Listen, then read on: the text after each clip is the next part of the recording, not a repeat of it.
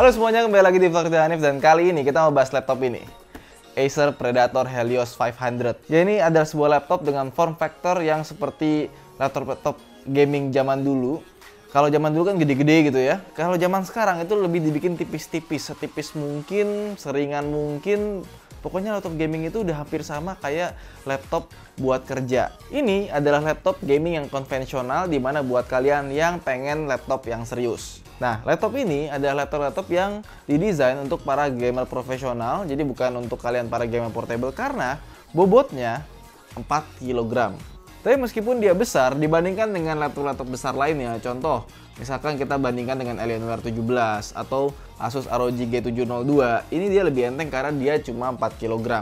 Nah, alasan kenapa dia enteng itu juga karena dia menggunakan bahan semuanya full plastik. Dari atas, bawah, sampai bagian interiornya. Oh, interior ya? Pokoknya dalam sininya lah ya. Tapi meskipun plastik, dia punya build quality yang bagus dan solid. Agak jarang gue menemukan laptop yang punya body full plastik, tapi build quality-nya sebagus ini. Biasanya kalau yang bagus-bagus itu build quality-nya buatnya itu dari metal-metal atau segala macamnya ya. Nah, karena ini laptop 17 inci, kalau kita buka, itu gue langsung tenggelam gitu ya. Ya kelihatan, jadi kita taruh di samping gini aja. Ini geser. Kalau kita lihat dari belakang, ini logo Acer Predatornya atau logo Predatornya ini sama sekali nggak nyala. Jadi kalau misalkan kalian pikirin nyala, ini nggak, ini karena warnanya aja. Kalau dipakai di malam hari ini nggak nyala. Terus kalau kita lihat belakangnya, ini ada air fan yang gede banget dan di dalamnya ini ada heatsink berwarna biru. Dimana gue agak jarang menemukan laptop gaming warnanya biru kayak gini. Ini biru gelap ya kebetulan. Terus di sini ada port charger, ada display port, sama ada HDMI. Terus bagian sampingnya ternyata dia juga ada ventilasi. Jadi nggak cuma dari belakang doang, tapi juga dari samping seperti ini. Kemudian di sebelahnya lagi ada dua buah USB 3.0, ada kabel headphone dan mikrofon. Kemudian di sebelah kirinya, di sini juga ada air fan. Kemudian ada port LAN, ada port USB 3.0 dan ada dua buah USB Type-C atau Thunderbolt. 2 biji loh, ini agak-agak jarang. Tapi ternyata meskipun dia form factor-nya sangat besar, harusnya kan gampang masukin banyak port segala macam ya. Dia tetap nggak punya memory card reader seperti laptop-laptop kebanyakan zaman sekarang. Emang dia bukan didesain untuk multimedia sih, buat main game. Sekarang kita buka aja. Pas kita buka, dia tampilannya seperti ini. Seperti yang gue bilang, dari plastik, semuanya solid. Terus kalau kita lihat keyboardnya, dibandingkan dengan laptop zaman sekarang yang semakin tipis, semakin gak enak keyboardnya. Dia karena bodinya besar, dia bisa masukin keyboard yang lebih enak dibandingkan dengan laptop tipis-tipis.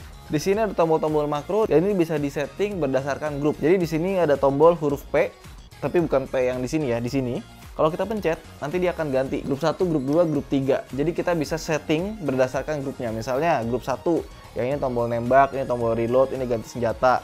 Kita pencet P lagi, jadi grup 2. Grup 2 udah kita setting dengan tombol-tombol yang lain. Jadi bisa seperti itu. Terus grup 2 kita masukin tombol-tombol untuk yang lain. Dan grup 3 bisa kita ganti-ganti yang lain juga. Dan ini kalau misalkan kita pencet tombol P-nya, dia akan berubah warna. Grup 1 itu warnanya biru.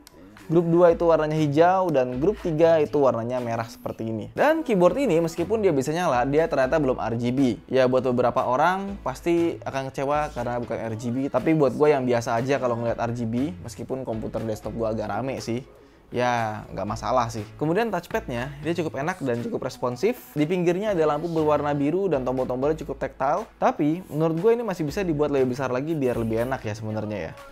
Tapi sebenarnya menurut gue yang paling the best dari laptop ini adalah layarnya. Kenapa? Karena layar 17 inci, brightness-nya bagus, color accuracy-nya juga bagus, suara yang dihasilkan tuh bagus, dan kalau kita lihat viewing angle-nya juga bagus banget. Layarnya juga resolusi sudah 4K UHD, 3840x2160, 144 GHz, dan sudah G-Sync.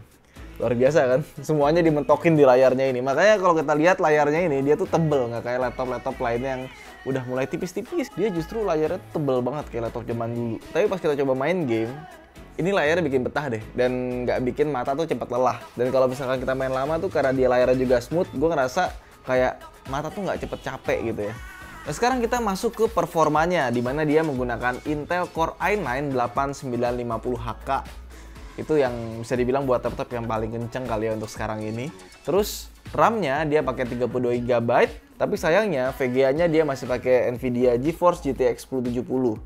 Ya maksudnya dengan harga 60 juta, gue sih berharap dia langsung dapet yang 1080. Apalagi bentar lagi kan laptop-laptop di 2019 dia akan mendapatkan versi RTX. Mungkin sebentar lagi akan hadir dengan versi RTX 2070 atau 2080. Ya itu mah tinggal kita tunggu aja kapan tanggal hadirnya.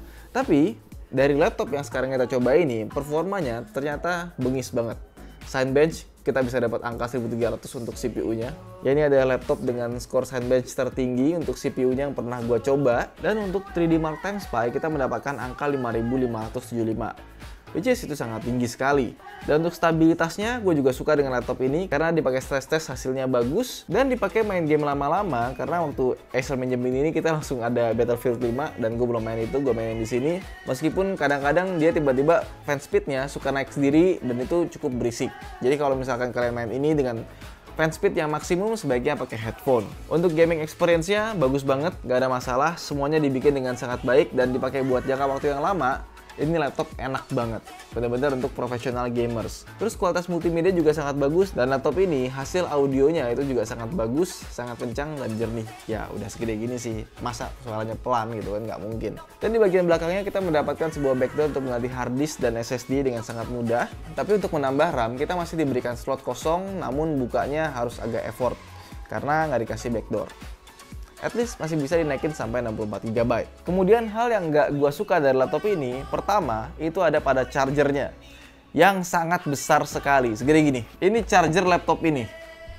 Bayangin, ini HP, ini power brick-nya tuh segede gini, benar-benar besar dan berat. Jadi bukan cuma laptopnya doang yang besar, tapi adapternya juga besar sekali. Dan yang kedua, kapasitas baterainya itu biasa banget. Kita pakai buat ngetik-ngetik biasa kantoran, 2 jam nggak sampai udah habis. Dipakai main game dengan baterai, dipakai 40 menit paling udah habis, bahkan nggak nyampe kadang-kadang. Tapi yang namanya laptop gaming, tentu aja kalau kita main game itu harus pakai colokan biar performanya keangkat semua. Soalnya daya yang dihasilkan baterai itu nggak bisa setara dengan daya yang dihasilkan oleh adapter. Oke, itu aja mungkin review dari kita. Kalau misalkan kalian sudah beli laptop ini dan pengen berkomentar gimana rasanya, bisa langsung komen di bawah. Saya Hanif, sampai jumpa di vlog berikutnya. Jangan lupa untuk klik tombol like, subscribe jika belum, dan nyalakan lonceng. Saya Hanif pamit dulu, sampai jumpa di vlog berikutnya. Bye!